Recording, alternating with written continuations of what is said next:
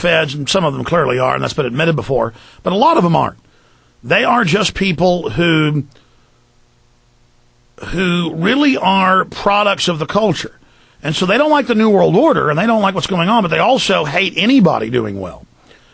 And see, that's how the New World Order sees things. They see things like anybody that doesn't like the New World Order or doesn't like tyranny, well, they're just jealous. They want the power.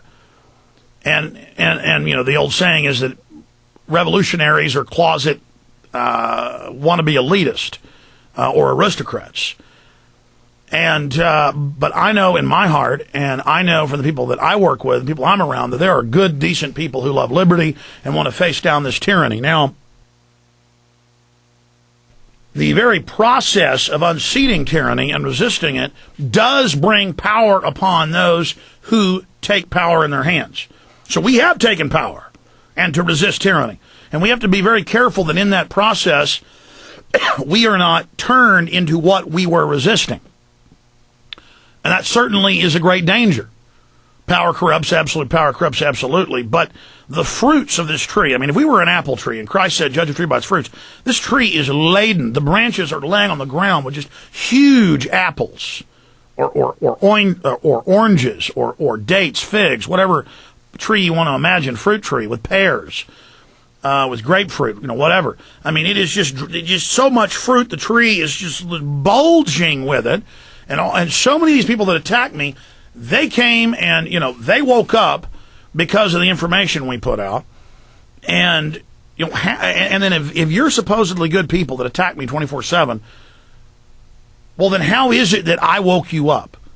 Or how was it that my work and others I woke you up? I mean, how is it that we've brought in such a mighty harvest, and then you're like a bad son who is 14 years old and is embarrassed to go out to eat with their parents and basically hates their parents and hates how your parents look and hate how they talk. Now, once you're 25 and have kids, you love your parents and realize how good they were and everything they did.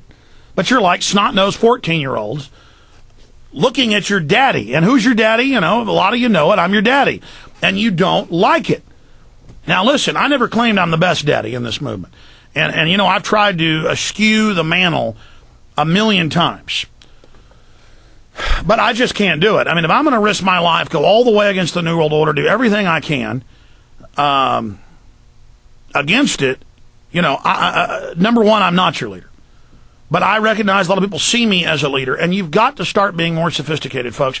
The government knows how to manipulate your envy, your greed, your avarice, your hatred, your lust, all of it. And they know how to whip you up into just incredible things. And, you know, every time I talk about this, my detractors howl with glee thinking that they're hurting me. You're not. In a sick way, through negative energy, you're actually building and energizing and pushing this show. And, you know, if you really cold-bloodedly hated me, you'd never talk about me. I mean, if you really cold-bloodedly wanted to hurt this radio show, you would ignore it and forget it existed. And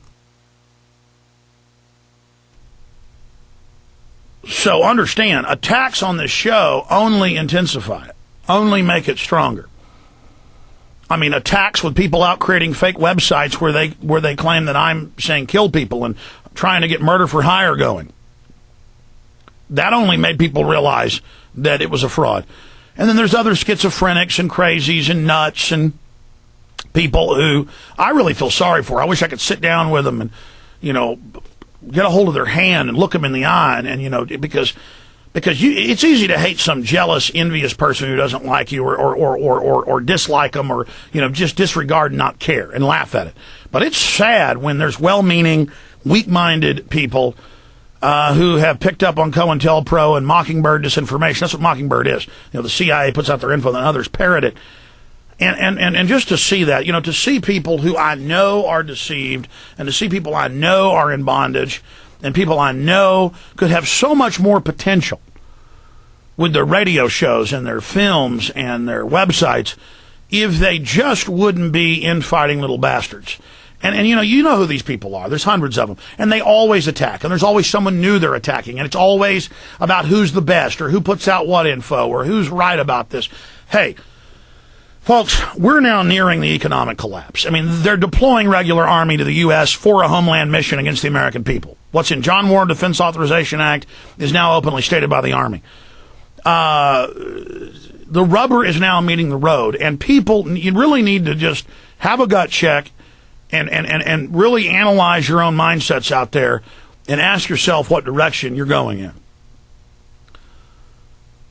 And you need to do it now, because we need everybody in this movement. So any of you that aren't government agents, any of you that aren't being handled, you need to really be circumspect about it and look at yourselves. And I try to look at myself every day, and believe me, I don't like what I see a lot of the time. And I have to pull up and behave myself. I mean, Lord knows, man, I'm a worldly person. And I've been around the block a couple times. And, I don't claim to be perfect, but I try every day to be a good person. I try every day to not be wicked. I try every day to make moral decisions and to be sharing and loving and compassionate and helpful and to have empathy for people. And I know when you have empathy, it hurts, because you see all the other bad things that are happening to people, and then you care, and then it gets to you. Or you could just be a hard person who just doesn't care, and I'm out for myself and so what, and kind of go through life, but then you shutter yourself in. You limit who you could truly be by not opening your soul up to the world, by not being a good person. So I would just tell everybody, we're coming towards points in time when things are going to get much worse than they are now. That's undoubted. I mean, that's a foregone conclusion. The only question is, how severe will the military, socioeconomic, political, societal, I mean, it's not just the government that's going to hell. I mean, the public is acting like ravenous demons in parking, in stores, on the street, in business. Hacking of all types is way up. Just stealing is way up. I mean, it's going to get bad. And I would challenge our movement to spend all the time you can exposing things we can stop. The bankers are behind it. The bankers are criminal. The bankers engineered it. Don't drink sodium fluoride and the other toxins they put in there under that name. Learn how to properly filter. Don't take mercury-filled shots. Don't give it to babies.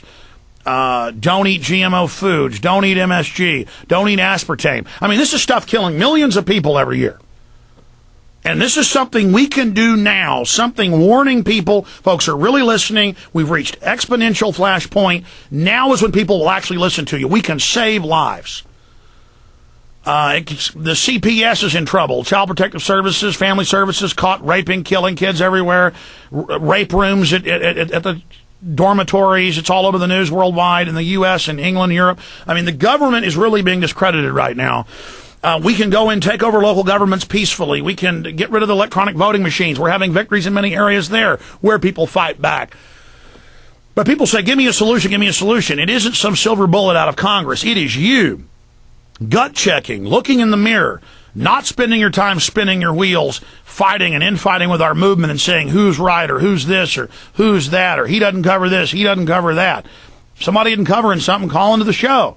And don't accuse them of not covering it. Say, hey, you ought to have this person on. Hey, let me tell you about this. Have an attitude of winners, because the world needs us, the salt of the earth, the light of the world. They need people that love liberty and love God and love honor and love innocence. I mean, and you're needed, folks, not to have this morbid New World Order spell of just with each other. It's disgusting. And not just against me, it's everybody doing this. It has to stop. Those of you that are aware of this information have a sacred duty and honor to get this information out. Well, how do I do that then? Tell me exactly how. Hey, there's a million ways to do it. You think of the ways to do it. I'll give you examples. All right, we got loaded phone lines here. Somebody disagrees. So I'm going to skip ahead of... They dropped off. They dropped off? And there's no phone lines open? Nope, they're all full. They're all full. Michael in Oregon said you disagreed. If you can call back at 1-800-25-99231, I'll put you to the head of the line. There's so many here. I don't know who's first. Scott in Arizona. Scott in Arizona, you're on the air. Go ahead. Oh, hey, Alex. Hi. My question is, we know that we're going to be the ones paying this bailout back, all right? Mm-hmm. And I talked to you about this before, but I want to find out. We know it's $5 trillion. What Bloomberg's reporting is probably true.